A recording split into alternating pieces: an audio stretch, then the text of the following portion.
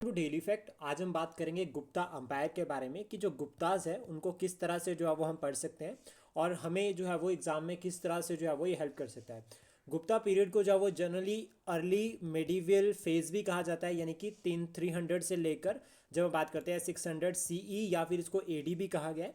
इस फेज़ में जो वो गुप्ताज ने जो है वो नॉर्दर्न इंडिया पे रूल किया। ऐसा भी हम कह सकते हैं कि ऑल ओवर इंडिया इन्होंने इनडायरेक्टली रूल किया। ये डायरेक्ट और इनडायरेक्ट की जो बहस रहती है यानी कि डिबेट रहती है, ये काफ़ी इंटरेस्टिंग रहती है और बहुत सारे हिस्टोरियंस जो है वो अलग अलग अपने पॉइंट ऑफ व्यू जो है वो रखते हैं with respect to the Gupta rule. अब हमारे लिए जो इंपॉर्टेंट है एग्जाम पॉइंट ऑफ व्यू से, या फिर हम किस अप्रोच के साथ जो है वो पूरे का पूरा जो गुप्ताज का चैप्टर है उसको कवर कर सकते हैं। देखो एनसीईआरटी में भी जो है वो ये क्लियरली मैंशनड है, प्लस साथ में जो तमिलनाडु बोर्ड की जो बुक्स है, तमिलनाडु बोर्ड की जो एनसीईआरटी है उसमें भी ये क्लियरली मैंशनड है अबाउट द गुप्ताज। तो ये टॉपिक जो वो बहुत इंपॉर्टेंट रहता है। और कहीं ना कहीं जो ये गुप्ता की एज है इसको गोल्डन एज भी कहा गया है, गोल्डन पीरियड ऑफ इंडिया। तो ये इंपॉर्टेंट रहेगा, गोल्डन एज भी जो है वो इसको कहा गया है। तो क्यों कहा गया ये भी इंपॉर्टेंट रहता है। तो सबसे पहले जो अगर हम इसको मेंस पॉइंट ऑफ व्यू से देखें कि मेंस में किस तरह से क्वेश्चन बन सकता है, तो वहां पर ये पूछा जा सकता है कि गुप्ताज को गोल्डन एज क्यों कहा गया है, ऐसा क्या यहाँ पर हुआ। प्लस एक पॉइंट और भी आता है कि किसने कहा।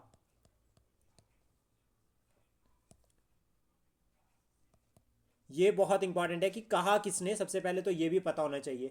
देन उसके बाद अगर हम बात करें यहाँ पे कि गुप्ताज के रिगार्डिंग हमें जो पढ़ना है, जो हम क्लास में पढ़ेंगे, अगर आप हमारे साथ हमारी लाइव क्लासेस में जुड़ना चाहते हो तो आप जुड़ सकते हैं।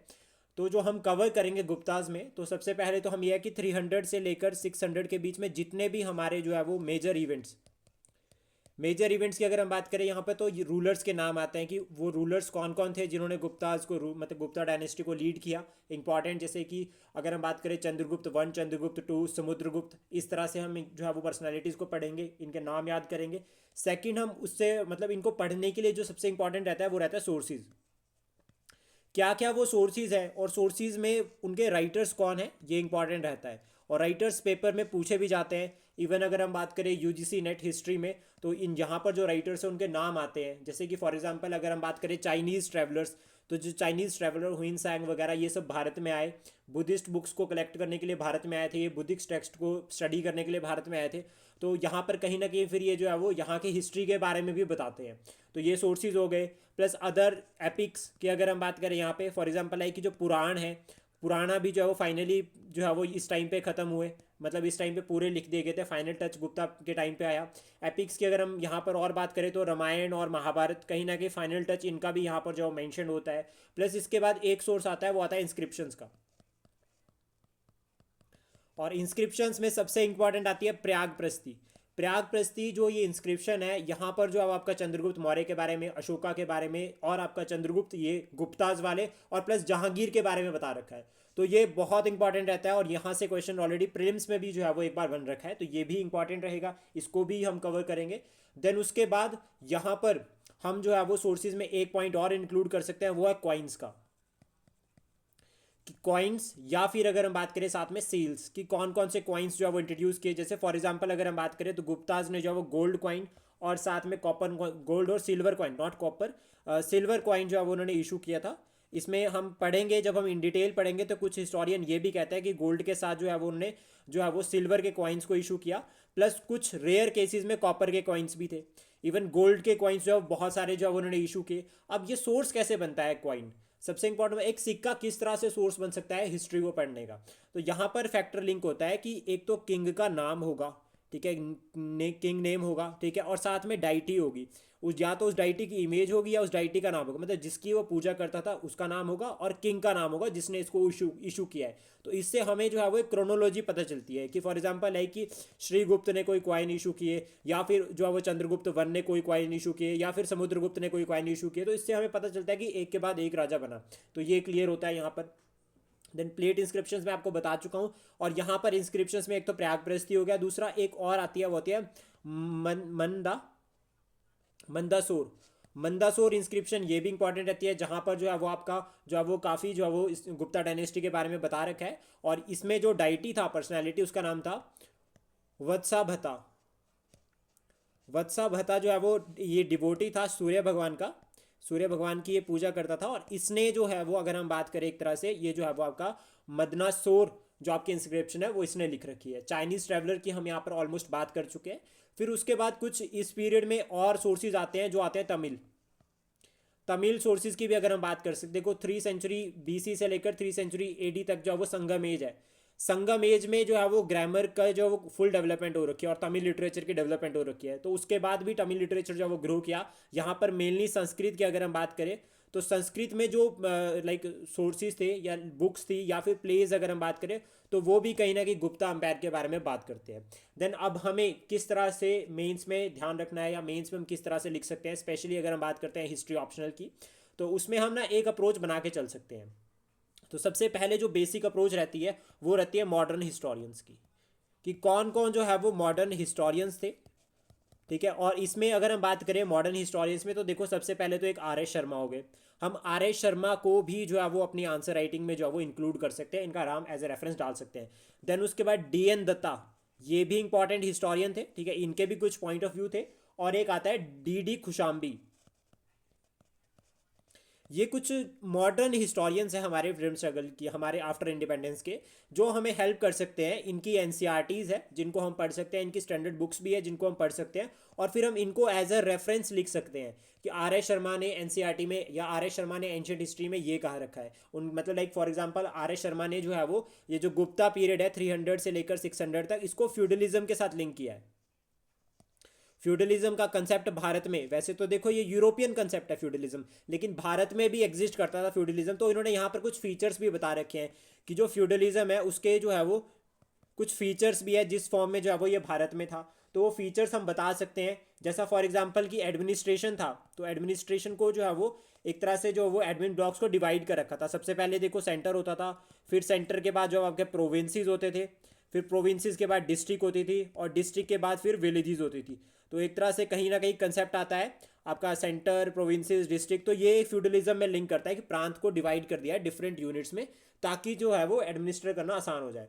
फिर उसके बाद दूसरा जो फीचर आता है वो आता है जमींदार का, जमींदार या फिर हम इसको जागीरदार भी कह सकते हैं। जमींदार या जागीरदार, इस तरह से हम इसको पढ़ सकते हैं, लर्न कर सकते हैं। और फाइनली इसके नीचे कौन थे? पीजेंट्स थे। तो एक तो हमें ये कंसेप्ट क्लियर होता है कि पूरी जमीन का मालिक कौन?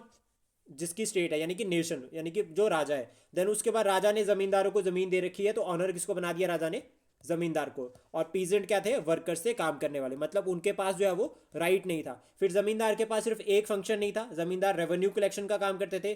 ठीक है, एक तो ये लैंड रेवेन्यू को कलेक्ट करेंगे, सेकंड ये लॉ, अगर हम बात करें जो इनका सेकंड जो मेन टारगेट होता था वो ये होता था कि लॉ एंड ऑर्डर को भी मेंटेन करेंगे। ठीक है, तो हम इसको भी जो है वो साथ में बता सकते हैं कि लॉ एंड ऑर्डर भी इनका जो है वो टारगेट होता था। और साथ में फिर उसके बाद ये जो है वो डेवलपमेंट का काम भी करते थे, मतलब कुछ बेसिक जो अगर इंफ्रास्ट्रक्चर इन्वेस्टमेंट करनी है तो वो सभी जो है वो ज़मींदार करते थे। एक पीजेंट के लिए डायरेक्ट अगर कोई होगा तो वो ज़मींदार होगा, ज़मींदार के ऊपर रूलर होगा। इस तरह से हम समझ सकते हैं जुडिशरी का काम ही करते थे। फिर उसके बाद जो इंपॉर्टेंट आता है जो हम समझते हैं ग्रांट्स का, तो ये ग्रांट्स किसकी फॉर्म में हो रखी है? लैंड की फॉर्म में, यानी कि जमीन जो है वो दान में देना।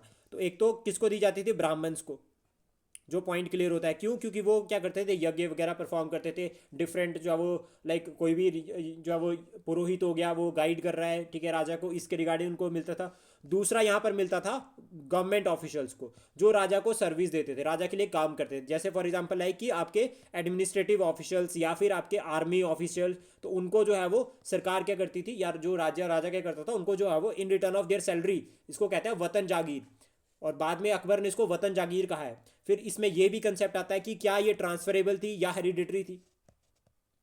तो ये भी एक इंपॉर्टेंट पॉइंट रहता है कि क्या हेरिडिटरी, मतलब एक जैसे अगर एक रेवेन्यू ऑफिसर है तो उसका बेटा भी रेवेन्यू ऑफिसर बनेगा, ऐसा नहीं।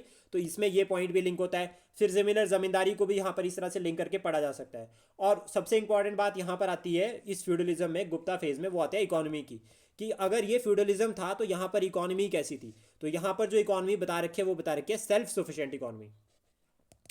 सेल्फ सफिशिएंट इकोनॉमी जो है वो यहाँ पर बता रखी है। और इस इकोनॉमी में अगर हम बात करें यहाँ पर मतलब क्या है कि हम उतना उगाएंगे उतनी हमारी प्रोड्यूस होगी जितने में हम जो है वो एक लोकल यूज़ को जो है फुल कर सके, मतलब हमारी जो लोकल नीड्स है उनको जो है हम फुलफिल कर सके, उतना ही जो है वो हमारा टारगेट यहाँ पर रहेगा। तो इस तरह से जो है वो फ्यूडलिज्म के कुछ फीचर्स हैं जो कि आपके आर एस शर्मा ने बताए। तो जब भी अब हम इन फीचर्स को अपने आंसर में इंक्लूड करते हैं तो हम सीधा जो है वो यहाँ पर आर एस शर्मा के अकॉर्डिंग लिख सकते हैं, according to R S Sharma feudalism के भारत में ये फीचर्स है। इस तरह से जो वो लिखा जा सकता है, पढ़ा जा सकता है। तो ये इंपॉर्टेंट चैप्टर रहेगा गुप्ता के पीरियड में, गुप्ता के टाइम पे, जिसको हम पूरा जो है वो कवर करेंगे। देन उसके बाद अगर हम बात करें यहाँ पे जो हमें पढ़ना है और जो इंपॉर्टेंट रहता है, तो सबसे पहले देखो हिस्टोरियंस के पॉइंट ऑफ व्यू रहते हैं, हिस्टोरियंस पॉइंट ऑफ व्यू। अब ये एक पॉइंट ऑफ व्यू, सबसे पहले एक छोटे से हम वर्ड के साथ शुरू करेंगे, वो है आपका गोल्डन एज। ये जो गोल्डन एज का कंसेप्ट है वो कहाँ से आया? देखो जो हम अब हमारा अगर हम बात करें जो चंद्रगुप्त के टाइम का, यानी कि जो चंद्रगुप्त मौर्य के जो टाइम का फेज थी, जो टाइम था वो भी एक तरह से गोल्डन। अशोका जो Dhamma policy after Kalinga war adopt किया अशोका ने, तो वो भी एक गोल्डन फेज था, उसमें भी जो है वो विस्तार हुआ, ठीक है, और साथ में जो है वो वेलफेयर देखा गया, प्रोस्पेरिटी देखी गई। तो फिर ये गुप्ता की एज को ही क्यों एक तरह से गोल्डन एज कहा गया है? तो ये कंसेप्ट समझना बहुत ज़रूरी है। तो देखो सबसे पहले तो अगर हम इसमें डिफरेंट एस्पेक्ट को जोड़ें, ठीक है, पॉइंट ऑफ व्यू हम पढ़ेंगे कि पॉइंट ऑफ व्यू भी समझेंगे, लेकिन उससे पहले हम 3 पॉइंट को जोड़ते हैं। सबसे पहला पॉलिटिकल, देन उसके बाद इकोनॉमिक, और थर्ड आता है सोशल। बहुत लॉजिकली हम इसको लिंक करेंगे ताकि हमारा जो है वो मेंस में ये हमेशा हमें हेल्प करे। अब देखो पॉलिटिकली अगर हम बात करें तो हमें क्या चाहिए? एक स्ट्रांग रूलर, एक राजा स्ट्रांग होना चाहिए, और प्रोस्पेरिटी होनी चाहिए, क्योंकि प्रोस्पेरिटी कभी भी वीकनेस के साथ सर्वाइव नहीं कर सकती। प्रोस्पेरिटी अगर स्ट्रांग रूलर है तभी वो पूरे रीजन पर कंट्रोल बना के रखेगा। तो ये दोनों जो है वो की इंपॉर्टेंट है, जिससे पॉलिटिकल लिंक होता है। और यहां पर फिर हमें इसका एग्जाम्पल भी मिलता है एक्सपेंशन में, कि गुप्ताज ने जो है वो वेरियस लीडर्स लाइक आपका समुद्रगुप्त हो गया, चंद्रगुप्त टू हो गया, इनके टाइम पे जो है वो एक्सपेंड किया, एक्सपेंशन किया। और दूसरा, यहां पर फॉरेन इन्वेजन भी नहीं हुए, और अगर हुए तो गुप्ताज ने जो है वो इतने स्ट्रांग थे, उन्होंने डिफीट कर दिया। तो ये हो गया political point of view. Then उसके बाद हम बात करते हैं इकोनॉमिक पॉइंट ऑफ व्यू में। अब इकोनॉमिक पॉइंट ऑफ व्यू को अगर हम लिंक करें तो मतलब क्या है? Trade and commerce. पहला तो ये हो गया, ठीक है। दूसरा हो गया टैक्स कलेक्शन। गुप्ताज को वैश्याज कहा गया है, मतलब बनिए, और इनका जो टैक्स कलेक्शन का सिस्टम था वो बहुत जो है वो ट्रांसपेरेंट था। पैसे के लिए चौके थे, तो मतलब क्या है? पैसा बिल्कुल जो है वो एग्जैक्ट टाइम पे चाहिए, बिल्कुल करेक्ट चाहिए, ना ज़्यादा कम ना ज़्यादा कम ज़्यादा। तो इससे क्या है?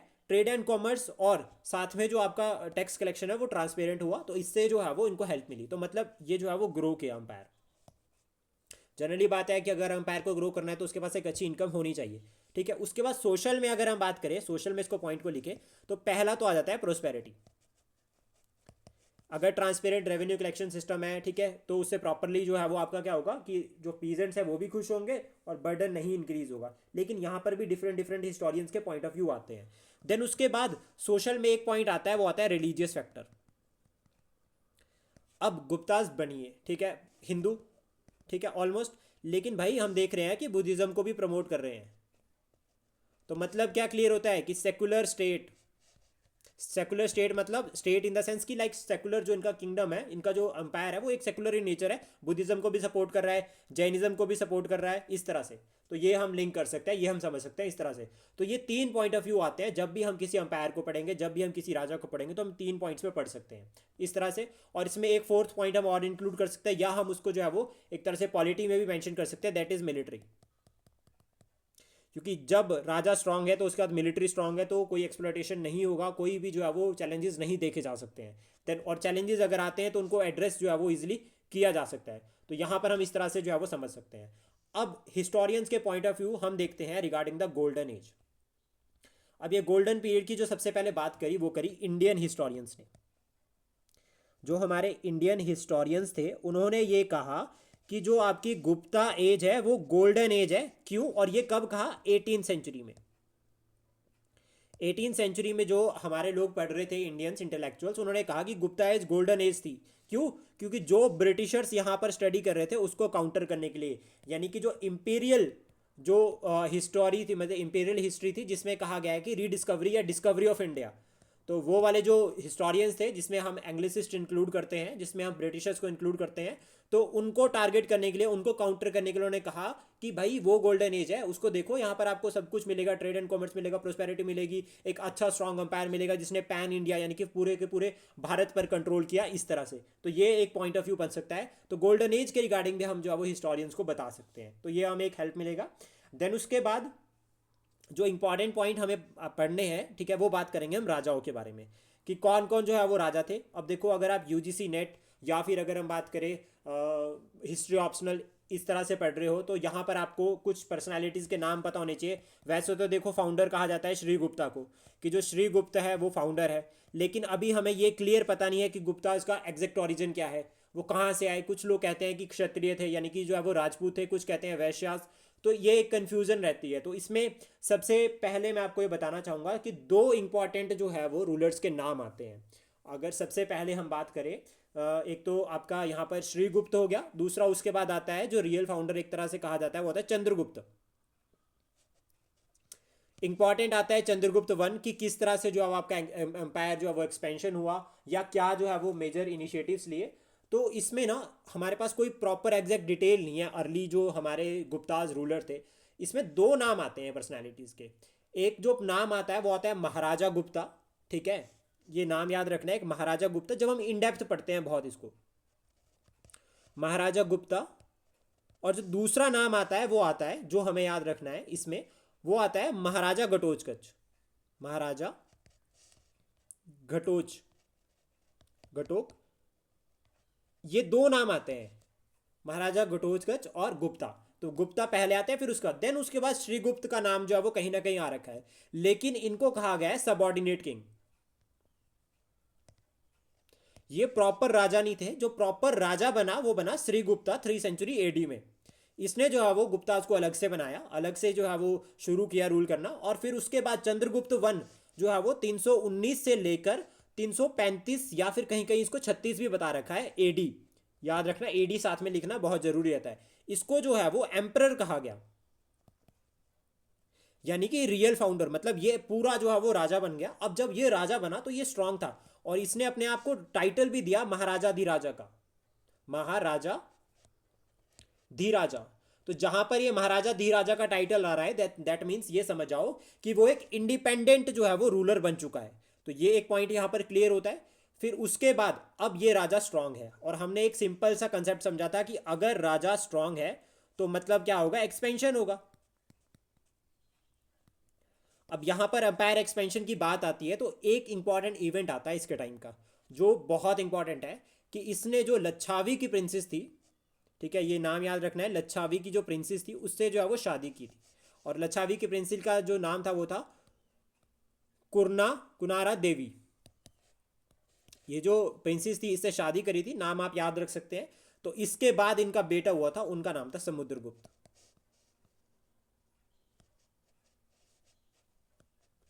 और कहीं ना कहीं जो लच्छावी है ये आपका जो है वो आपका जो बुद्धिज्म के साथ भी जो है वो लिंक करता है। फिर उसके बाद जो ये रेफरेंसेस आते हैं रिगार्डिंग लाइक समुद्रगुप्त के बारे में, तो वो अलाहाबाद प्रस्ती या फिर इसको प्रयाग प्रस्ती भी कहा गया है, यहाँ पर आपको जो वो मिलते हैं। देन हमें एक बात क्लियर होनी चाहिए कि गुप्ताज का जो अंपायर था, वो जब हम देखते हैं कि समुद्रगुप्त, अभी तो ये क्लियर होता है ये एक छोटा सा रीजन था जहाँ से इन्होंने शुरू किया, ठीक है। गुप्ताज ने ऑलमोस्ट कहाँ से शुरू किया था, आपका जो आपका वाराणसी वाला रीजन हो गया या इलाहाबाद के साइड का जो रीजन हो गया यहाँ से। देन उसका मैप बनाना जो है वो आपको क्लियरली आना चाहिए, ये इंपॉर्टेंट रहता है मैप स्पेशली। तो हमें अच्छे से जो है वो मैप बनाना सीखना पड़ेगा। और इसमें जो इम्पॉर्टेंट पॉइंट है वो भी हमें पता होना चाहिए कि किस तरह से जो है मैप को ड्रॉ कर सकते हैं। ऑलमोस्ट सारा मैप बनाने की जरूरत नहीं है, सिर्फ नॉर्थ इंडिया का मैप हम बनाएंगे ताकि हमें जो है वो चीज़ें अच्छे से जो है वो समझ आए। और आप भी जब अगर मैप बनाते हो तो इसी तरह से आप जो मैप बना सकते हो, ताकि हम जो है वो एक ओवरऑल हल्का जो है वो हमें आइडिया रहे मैप के रिगार्डिंग कि किस तरह से हम जो है वो मैप बना सकते हैं। और जब भी हम मैप बनाते हैं तो एक बात हमेशा ध्यान रखना है कि एग्जैक्ट नहीं बनता है मैप, ये भी इशू रहता है। तो हम जितना हम बना पाते हैं उतना ही जो है वो हम मैप यहाँ पर इंक्लूड कर सकते हैं, या इस तरह से।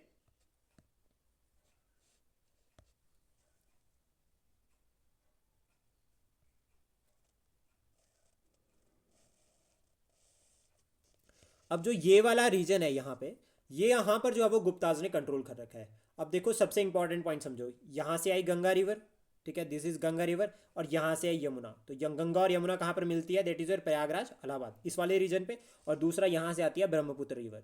तो ये दो इंपॉर्टेंट रिवर्स है, और यहाँ पर जो ये बीच वाला रीजन है, ये पूरा का पूरा जो है आपका गुप्ताज का कंट्रोल था। इन्होंने गुप्ताज ने यहाँ पर कंट्रोल किया था। लेकिन उसके बाद जब राजा स्ट्रांग हुए, ठीक है, जब यहाँ पर जो है वो राजा स्ट्रांग हुए, तो उन्होंने एक्सपेंशन कर रखा है। तो एक्सपेंशन में इधर भी गए हैं, इधर भी गए हैं, इधर पे भी गए हैं, और साउथ में भी आए हैं। तो ये कहा जाता है कि जो गुप्ताज थे उन्होंने साउथ को इनडायरेक्टली रूल किया है।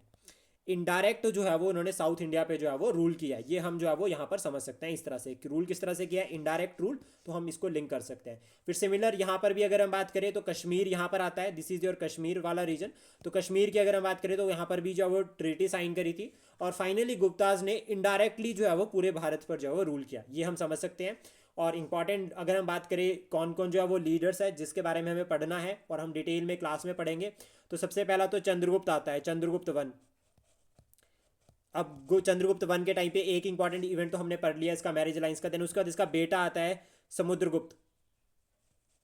अब देखो एक टाइम समझना है यहाँ पे कि समुद्रगुप्त, जब हम पूरा इन डेप्थ पढ़ते हैं तो इनका जो टाइम था वो 335 तक था, ऑलमोस्ट 319 से लेकर 335 तक। अब लेकिन इसके बाद लेकिन जब समुद्रगुप्त की बात करते हैं तो वो आ रखे हैं 350 में, 350 से लेकर 370 सीई तक, या सीई या फिर इसको एडी भी कहते हैं। अब एक छोटा सा यहाँ पर ना एक एग्जाम्पल समझो जो एग्जाम पॉइंट ऑफ व्यू से हमें हेल्प कर सकता है, वो ये कि इन्होंने अगर इस टाइम पे रूल किया है तो बीच में कोई एक रूलर था, जो हमें क्लियरली पता होना चाहिए कि बीच में एक रूलर था। तो ये एक पॉइंट रहता है।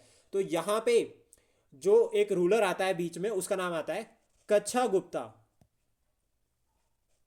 इन ऐसा कहा जाता है कि इन्होंने भी जो है वो रूल किया है एक तरह से, गुप्ता चंद्रगुप्त के बाद समुद्रगुप्त ने। लेकिन फिर समुद्रगुप्त जो फाइनली लीड करते हैं। समुद्रगुप्त को जो है वो एक तरह से जो है वो इंपॉर्टेंट अगर हम बात करें इलाहाबाद पे जो है वो इंस्क्रिप्शन में इनका मेंशन है, इलाहाबाद प्रस्ती में इसको कीवीराज भी कहा गया है। तो ये पॉइंट कीवीराज भी कहते हैं इसको, कविराज भी जो है उनको कहा गया है। देन नेपोलियन भी कहा गया है इनको। और इनके बारे में जो बहुत सारी इंस्क्रिप्शन जो है वो आपको मिलती है जिसके बारे में पढ़ेंगे। इन्होंने जो है वो स्ट्रॉन्ग रूलर थे तो एक्सपेंशन किया, और एक्सपेंशन में इन्होंने साउथ इंडियन रीजन पे कंट्रोल नहीं किया, लेकिन वहाँ के राजा को जो है वो ट्रिब्यूट पे करने के लिए फोर्स किया।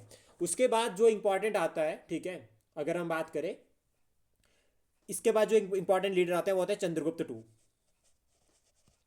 चंद्रगुप्त टू जो बहुत इंपॉर्टेंट है, इनके टाइम पे भी एक्सपेंशन हो रखा है, ठीक है। और यहाँ पर कौन फॉरनर आया वो हमें पढ़ना है।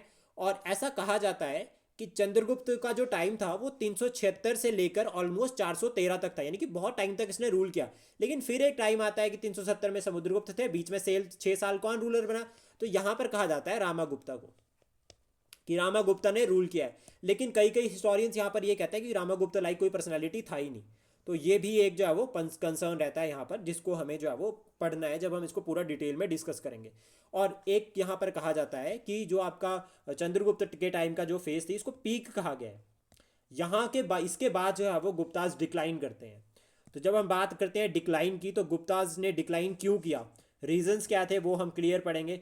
तो रीजंस को दो पार्ट्स में हम डिवाइड करके पढ़ सकते हैं। सबसे पहला हम पढ़ सकते हैं कि इंटरनल रीजन क्या थे, क्या क्या कारण थे, ये हम पूरा डिस्कस करेंगे। फिर उसको एक्सटर्नल हम पढ़ेंगे। और जब हम एक्सटर्नल की बात करते हैं तो यहाँ पर हून्स का इन्वेजन बहुत इंपॉर्टेंट रहता है। हून्स ने जो इन्वेजन किया था, तो हून्स इन्वेजन हो गया। इंटरनल अगर हम बात करें तो rise of regional powers, regional powers जो है वो राइज कर रही थी, ठीक है। इंटरनल में हम बता सकते हैं कि वीक जो है वो रूलर्स थे, नेक्स्ट आगे के जो रूलर्स थे आपका चंद्रगुप्त टू के बाद वो उतने कैपेबल नहीं थे, वीक थे, ये हम बता सकते हैं। रेवेन्यू कलेक्शन में जो है वो क्राइसिस आ रहे थे, ठीक है, क्राइसिस इन रेवेन्यू कलेक्शन, ये भी हम जो है वो पॉइंट यहाँ पर इंक्लूड कर सकते हैं। प्लस एक पॉइंट हम और बता सकते हैं वो है ग्रांट्स का, कि जो लैंड ग्रांट्स दी जा रही थी उसकी वजह से ब्राह्मण्स को अगर लैंड ग्रांट दी जा रही है तो इन रिटर्न ऑफ देयर जो वो सर्विसेज पे कर रहे हैं, तो उसके ऊपर जो है वो टैक्स कलेक्शन का इशू पड़ रहा था कि टैक्स नहीं आ रहा था वहाँ से, ब्राह्मण्स टैक्स पे नहीं करते थे। और ऊपर से ब्राह्मण्स इस पे एग्रीकल्चर कर रहे थे, एग्रीकल्चर के लिए पीजेंट्स को ये ज़मीन दे रहे थे, तो इससे ब्राह्मण जो है वो रिच हो रहे थे। तो हम देखते हैं जो आपका हमारा 3rd सेंचुरी से लेकर 9th सेंचुरी एडी तक है, यहाँ पर ब्राह्मण जो है वो बहुत रिच है। और इसका सबसे बड़ा एग्जाम्पल मिलता है, दैट इज टेम्पल्स। मंदिर रिच है बहुत ज़्यादा, क्योंकि सारी की सारी वेल्थ ब्राह्मण्स की मंदिरों में होती थी। तो ये इंपॉर्टेंट पॉइंट यहाँ पर आता है। तभी तो गजनी ने अटैक किया था मंदिर के ऊपर, क्यों उसने सोमनाथ को लूटा, क्योंकि उसको ये क्लियर पता था भाई वेल्थ यहाँ पर है, असली पैसा तो यहाँ पर है। और ये भी एक कारण है कि भारत को गोल्डन एज कहा गया है, इस फेज को गोल्डन एज कहा गया है। ये भी हम जो है वो एज अ पॉइंट लिख सकते हैं, तो इस तरह से हम बता सकते हैं। देन उसके बाद हमें गुप्ताज की एडमिनिस्ट्रेशन को पढ़ना जरूरी है, क्योंकि हमारे लिए तो इम्पॉर्टेंट रहेगी। तो यहाँ पर हम बता सकते हैं कि जो आपका सेंट्रल जो एडमिनिस्ट्रेशन थी वो कैसी थी, फिर प्रोविंशियल कैसी थी, ये हम बता सकते हैं। कौन कौन यहाँ पर जो वो रूलर्स थे, इनको हम डिटेल में पढ़ेंगे अच्छे से।